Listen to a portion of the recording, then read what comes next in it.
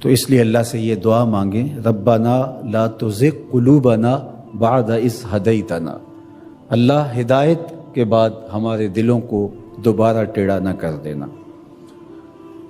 روشنی کے بعد جب اندھیرا پھیلتا ہے تو وہ زیادہ گہرا ہوتا ہے، ہدایت کے بعد جب دوبارہ گمراہی کے اندر بندہ گرتا ہے تو وہ گمراہی زیادہ شدید اور سخت ہوتی ہے اور دلوں کو اجاڑ دیتی۔ اس لیے اللہ سے ہدایت طلب کریں، اور یہ ہمارا وظیفہ ہے۔ ہر روز ہر نمازی ہر نماز کی ہر رکعت میں اصالتاً یا وقالتاً عرض گزار ہوتا ہے اہدنا الصراط المستقیم۔ یہ وہ چیز ہے جو ہم روز مانگتے ہیں، لیکن اس مانگی ہوئی چیز کو، جس کو ہاتھ باندھ کے جھولی پھیلا کے طلب کیا، آوازیں لگا لگا کے جس کو حاصل کیا، اس کو پھر یوں ہی نہیں چھوڑ دیا جاتا، قیمتی چیز کی حفاظت کی جاتی ہے۔ تو یہ جو دولت ماہ صیام میں اللہ نے ہمیں نصیب کی، اس کو روحوں میں جذب کرنا ہے، اس کو باطن میں اتارنا ہے، تاکہ ہمارے دل سیدھے ہونے کے بعد دوبارہ ٹیڑھے نہ ہو جائیں، اور پھر وہی اندھیرے، وہی گمراہیاں، وہی ہماری زندگی کے تیور اور لچھن ہمارے لیے بربادی کا پیغام لے کر آئیں، اور ہم اپنی خواہشات کے اسیر ہو کے رہ جائیں۔ دوسری بات، کتاب رحمت قرآن مجید میں اللہ تعالیٰ جل شانہ نے اہل ایمان کو ارشاد فرمایا، وَلَا تَهِنُوا وَلَا تَحْزَنُوا وَأَنْتُمُ الْأَعْلَوْنَ إِن كُنتُم مُؤْمِنِينَ، کمزوری نہ دکھانا اور خوف نہ کھانا، غم نہ کرنا، تم ہی سر بلند ہو، عزتوں کا تاج تمہارے ہی سر پہ رکھیں گے، شرط ہے کہ تم مومن بن کے رہو۔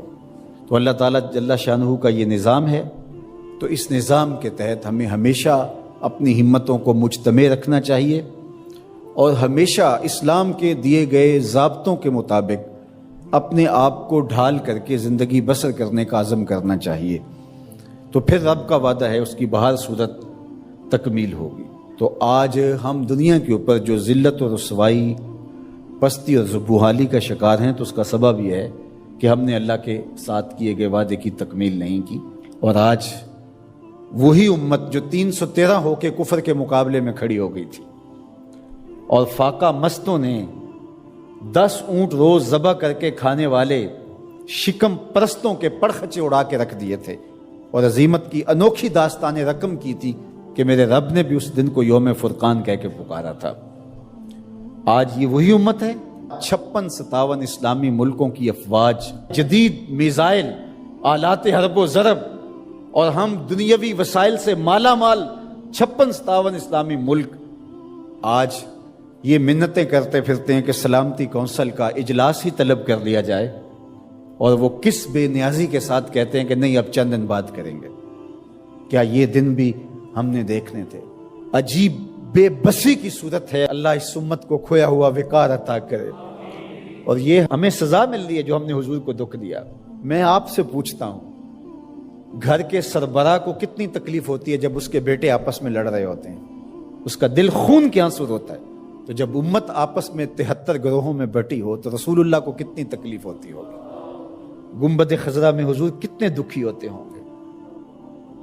تنکا تنکا کر کے حضور نے یہ امت جوڑی تھی، تنکا تنکا کر کے کتنی اذیتیں کاٹی تھی حضور نے اس امت کے لیے۔ مختلف مزاجوں کے لوگ کو ایک امت بنایا تھا حضور نے۔ سلمان فارس سے آئے تھے، سہیب روم سے آئے تھے، بلال حبشے کے تھے، حضرت ابو بکر و عمر مکے کے تھے، حضرت سعد مدینے کے تھے، کہاں کہاں سے لوگ آئے، ان سب کو جوڑ کر کے ایک مزاج دیا، اور وحدت کی لڑی کے اندر اس امت کو پرو دیا۔ یہ امت واحدہ بنی، سب کا درد سانجا ہو گیا۔ تو کتنی حضور کو ہم نے اذیت پہنچائی، 73 گروہوں میں بٹ کر کے، 57 ٹکڑیوں میں تقسیم ہو کر کے۔ اس لیے ہمیں ایک تو پختگی کے ساتھ دین کے بتائے ہوئے اصولوں پر کاربند ہونا پڑے گا، اور دوسرا ہمیں حقیقی معنی کے اندر امت واحدہ کے تصور کو اجاگر کرنا ہوگا۔ پھر انشاءاللہ راستے ملیں گے۔ اللہ اپنے بندوں کو کبھی بھی تنہا نہیں چھوڑے گا۔ باقی رہی بات القدس کی آزادی کی اور کشمیر کی آزادی کی، یہ سزائیں ہمیں دیکھنا پڑ رہی ہیں کہ ہم اپنی آنکھوں سے یہ اذیتیں دیکھ رہے ہیں، لیکن یہ امت مسلمہ کا مقصوم ہے کہ قدس کے اوپر بھی جھنڈا میرے حضور کا ہوگا اور سری نگر میں بھی جھنڈا میرے حضور کا ہوگا. کائنات کی ایک چھت بھی ایسی نہیں ہوگی جس چھت پہ میرے حضور کے نام کا جھنڈا نہیں ہوگا. انشاءاللہ وہ وقت آنے والا ہے. ہم اگر یہ کام نہیں کر سکے تو ہماری نسلیں کریں گی. اور اپنی نسلوں کو تیار کرو اس ساکر امام مہدی کے ساتھ کھڑا ہونے کے لیے. ان کے دل میں یہ جذبہ پیدا کرو. کتنی محنت سے، کتنی کوشش اور کاوش سے ماہ صیام میں ہم اپنے دلوں کی سیرابی کا سامنا کرتے ہیں.